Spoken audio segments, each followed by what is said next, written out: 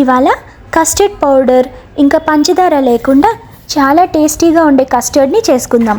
So కొన్ని మఖానా ఇంకా కొంచెం క్యాష్యూస్ ఇంకా బాదం ఒక లోతైన బౌల్లో తీసుకొని వాటిని పాలల్లో నానబెట్టండి. ఒక 15 నుంచి 20 నిమిషాలు నానబెడితే సరిపోతుంది. సో క్రీమీ మిల్క్ తీసుకుంటే బెటర్, మామూలు పాలతో కూడా బాగానే వస్తుంది, ప్రాబ్లం లేదు. ఇందులో కొంచెం కుంకుమ పువ్వు అలాగే తేనె వేస్తున్నాను.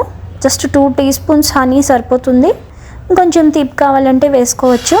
సో ఇవన్నీ ఒక 20 నిమిషాల తర్వాత బ్లెండర్లో తీసుకొని బాగా బ్లెండ్ చేసుకోండి. మిక్సీ పట్టండి, పర్వాలేదు, ఏదైనా పర్లేదు.